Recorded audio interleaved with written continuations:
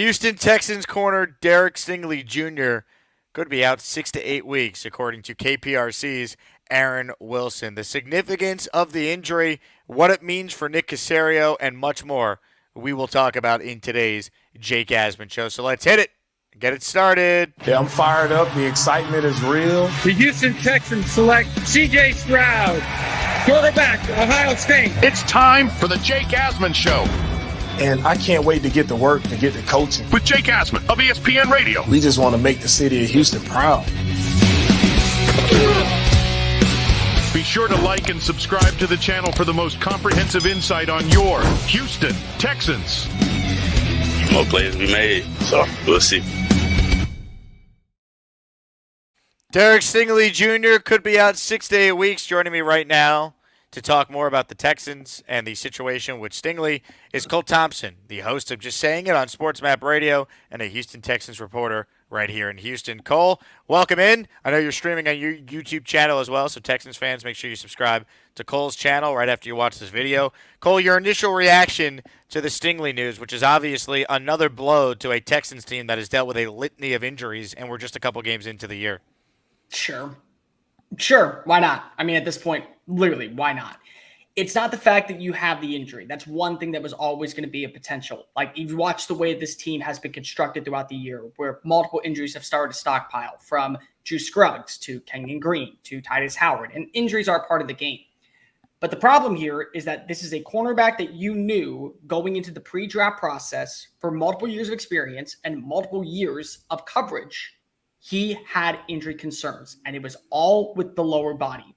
Lower body is one of the key elements of what you need to be successful at cornerback. You have to be able to come out of your breaks. You have to be able to go toe-to-toe with wide receivers. You have to be able to plant your foot and jump to be able to make plays through the air. Those are things that are absolutely necessary if you want to be a successful cornerback in today's NFL. And I understand that a lot of people want to go back and forth with the conversation of hindsight's 2020. Hindsight's 2020, but there were legitimate concerns coming out of LSU when Nick Caserio was on the clock and drafted Derek Stingely.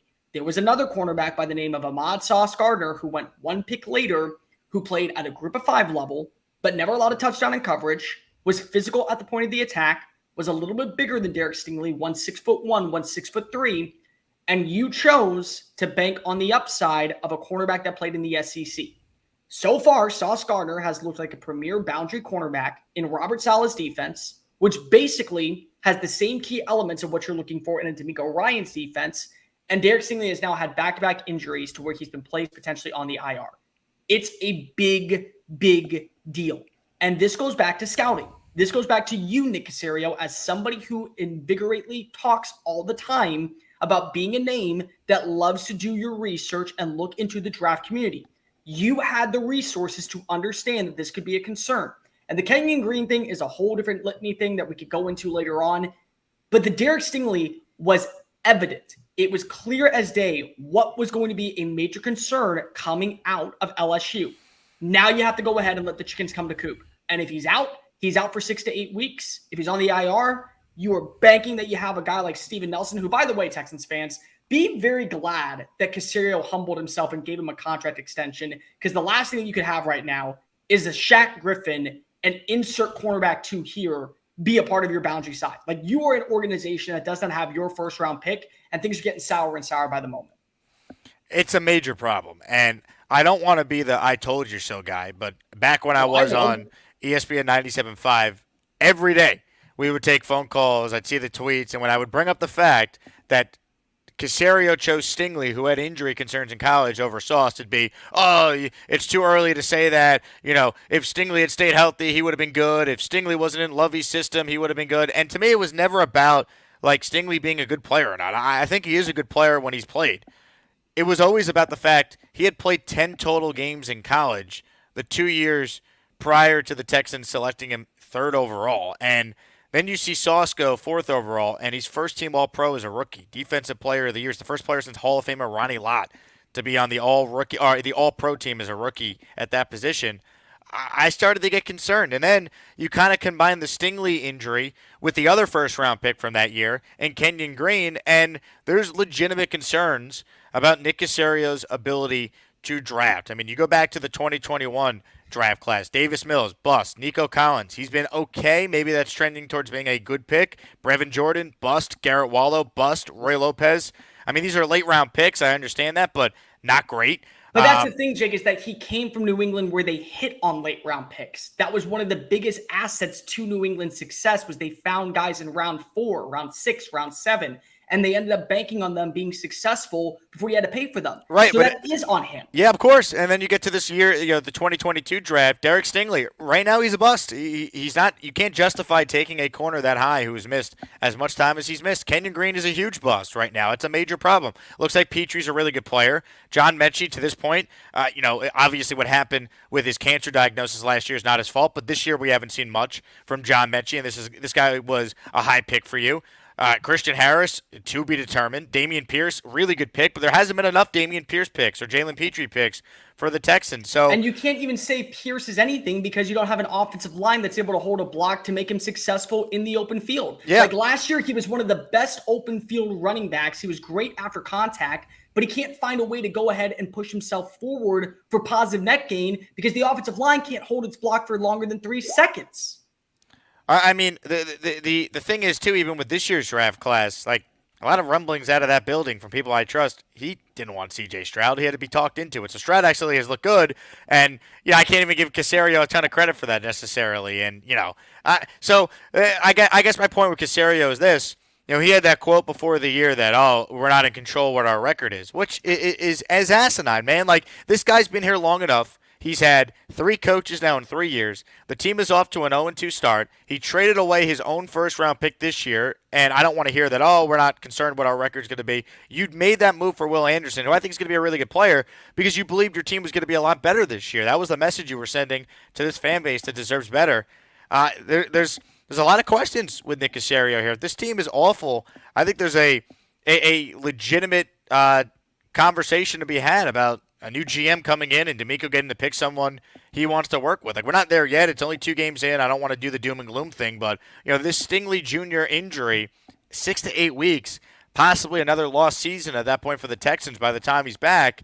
There's legitimate concerns with Nick Caserio as this team's GM going forward. I don't know how else to say it. It's not even about being the GM. It's about being an evaluator of talent. Well, that's what a GM is supposed to do. But I understand.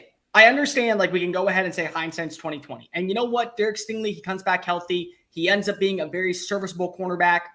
But the line at this point is now drawn. You know that there are going to be concerns moving forward. And the older you get, the more your body deteriorates. So you have to hope that this is just a setback to what was supposed to be a promising year. They were. At the start of training camp, it looked like Derek Stingley had turned the corner. It looked like that he was a guy that was going to be a legitimate boundary superstar and could absolutely hold his own against number 1 receivers. Maybe he can. But it goes right back to the conversation that we had a few years ago. So I will never forget this as long as I live.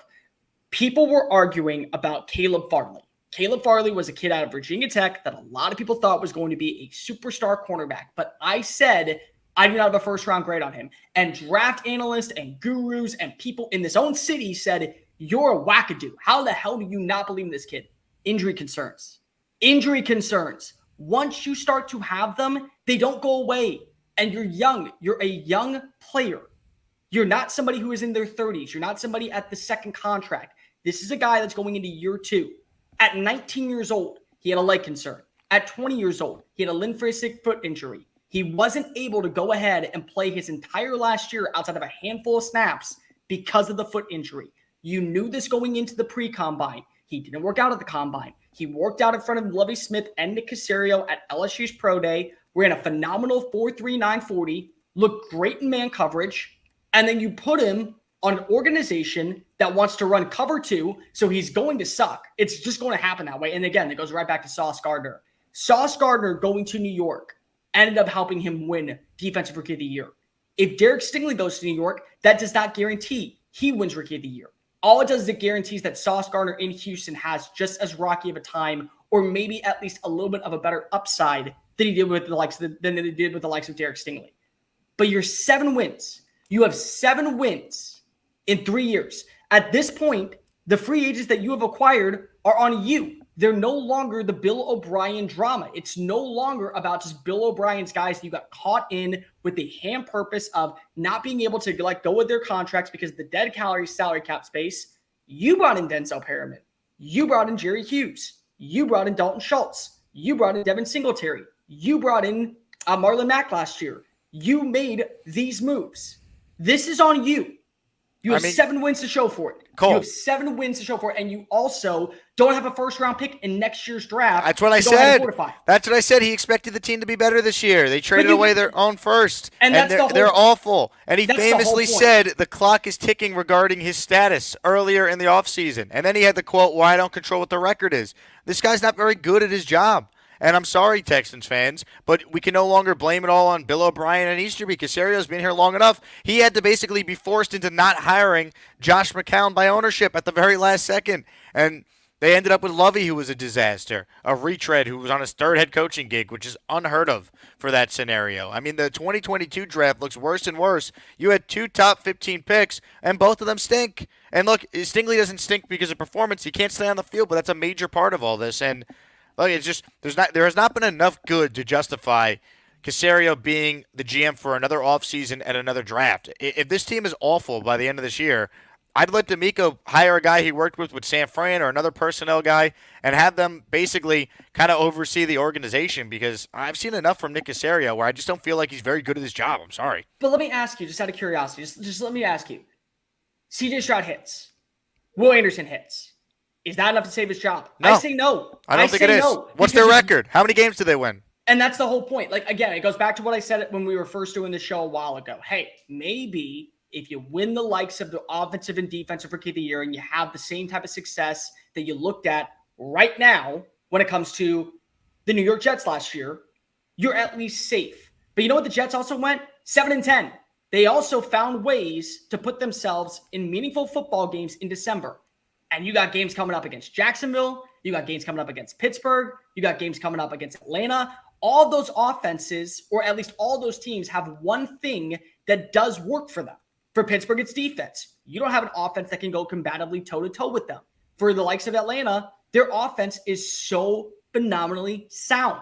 And they've gotten better defensively. And Jacksonville, I get it. You had a bad week last week. One bad week does not guarantee that you are an overrated team. Maybe they're not a Super Bowl contending team, but they're still the favorites to win the division because of what they have. And you don't have a player that can go toe-to-toe with Calvin Ridley right now.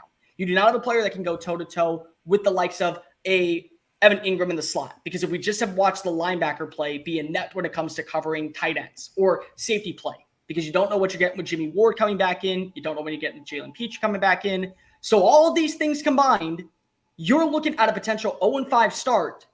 And that's a big, big problem because if you're automatically putting yourself down and out of the count. And you don't have your first round pick.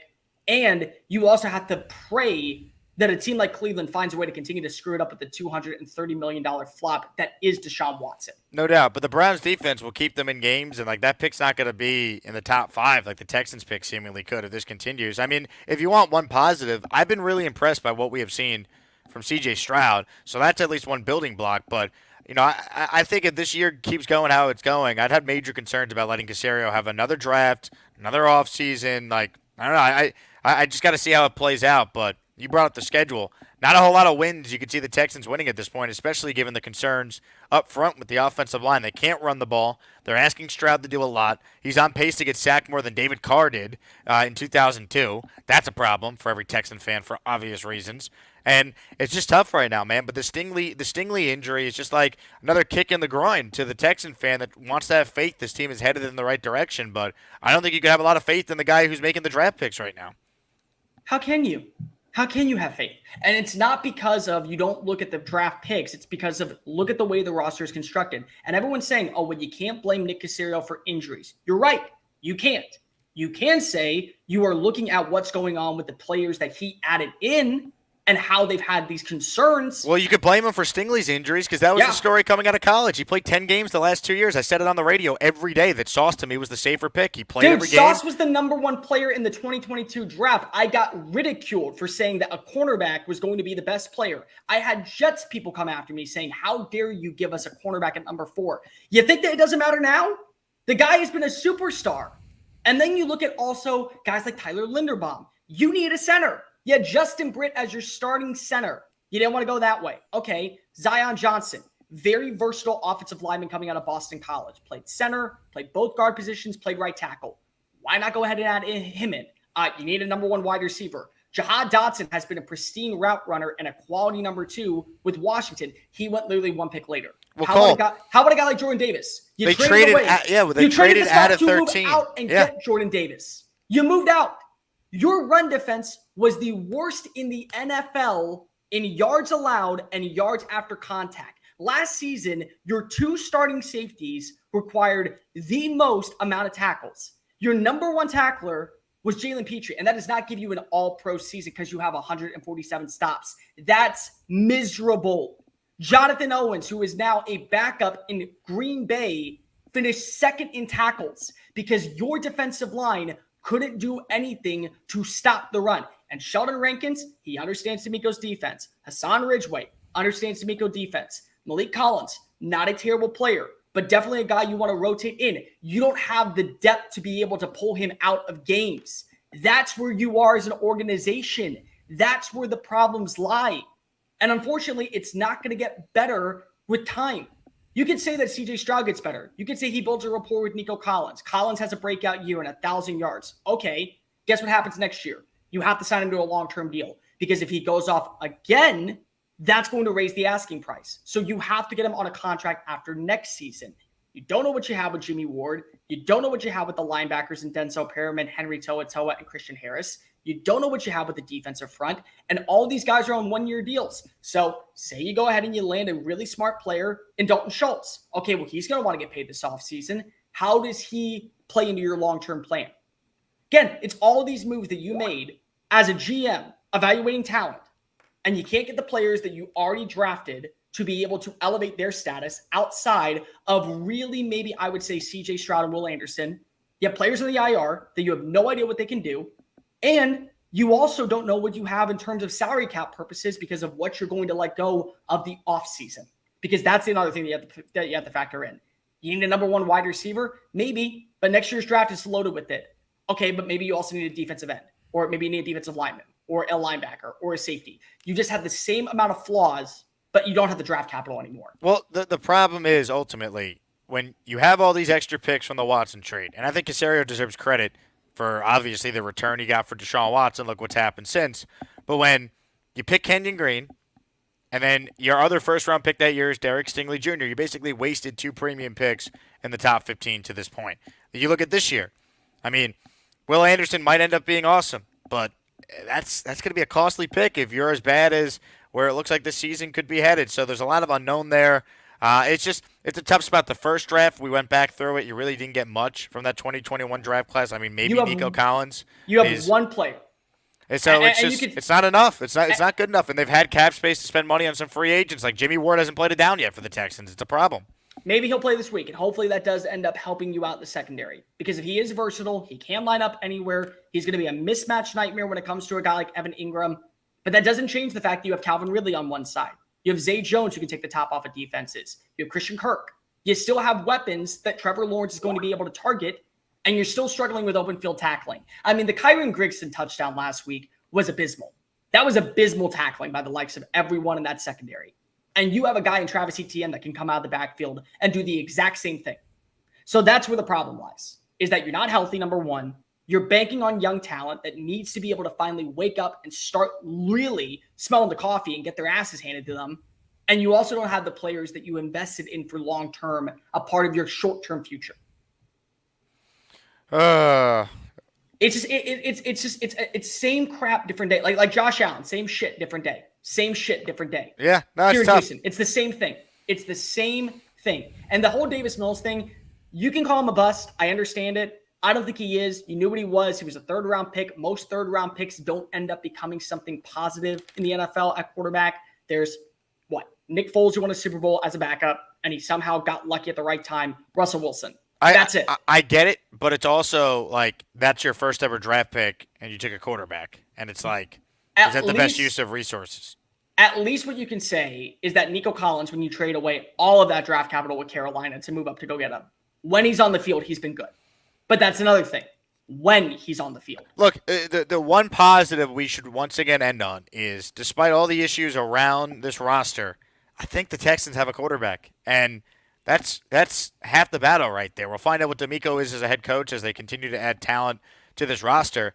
But if you don't have a GM you believe in picking the talent, drafting the talent, that's going to be the conversation this offseason. Do they get rid of Caserio and bring in someone that's going to work hand in hand with D'Amico to pick the players? Or do you allow D'Amico to be the one in charge of the roster construction? And what does Caserio do? I don't want him to be giving talent evaluation. Well, no, what you do is you bring in another GM. If you want, you promote Caserio to an executive role up top where he has no say in the draft anymore. You actually bring someone in, but D'Amico gets final say on the roster. He's not going to do that, though. Right, he probably would want to not. just get fired and go back to New England, get paid, and then go get paid to be, the guy running the show if Belichick is on his way out. But that's the thing, is that, again, if you allow D'Amico to have final say, then this is on D'Amico. But I'm sorry, right now, you do not trust him. You do not trust Nick Caserio when it comes to evaluating talent. You do not trust where you are right now as an organization in free agency. And you are hopeful that things are able to turn the corner with Will Anderson and CJ Stroud as your overall, I would say, foundation piece. Because I love John Mechie. You got to see what he can do. You have to see what he can do. Tank Dell, you got one great game underneath him. You got to see what you can do. Guys like Jalen Petrie, I think that he will be something for the foreseeable future. He is a stout in the locker room. Everyone loves him. But at the same time, he's got to stay healthy. Laramie Tunsil, signed for the long run. So at least you got a stalwart at left tackle. And he loves Houston, and he loves the organization. So he's not a guy that I think you're going to be seeing trade me. I don't want to be here anymore, doing a holdout. But everyone else, really, you don't have questions. You have questions with. You have questions in the defensive line. You have questions at linebacker. You have questions at safety. You have questions at cornerback. You have questions at tight end. You have questions at interior offensive lineman. And it's year 3. And I understand this is the first real year of the rebuild. But you had players, and those players now are not a part of your short-term future. That's where the problem lies. So you really are just banking on CJ Stroud and Will Anderson to be haymakers. And you have to have them be haymakers, because at least if they're showing you something, it justifies giving up your first-round pick. Because there's going to be talent. There's going to be a ton of talent when you're picking at 11, 12, 15, wherever the Browns pick. But they're not picking top 10. And you would have had a top 5 pick. I feel for you Texans fans. Not easy, but a lot of ball to be played. He's Cole Thompson. My name is Jake Asman. Texans fans, Aaron Wilson, who broke the story of Derek Stingely Jr. missing 6 to 8 weeks, will be taping another episode of Inside the Houston Texans with me coming up in about 20 minutes. So at 2:30 local time here on a Thursday. If you're not watching this live, obviously check that out after you're done watching this video. Cole, appreciate it, man. Good luck with your coverage. Thanks, Gab. He's Cole. I'm Jake. Texans fans, hit the like button, subscribe to the channel. This has been another episode of The Jake Asman Show. We'll talk to you soon.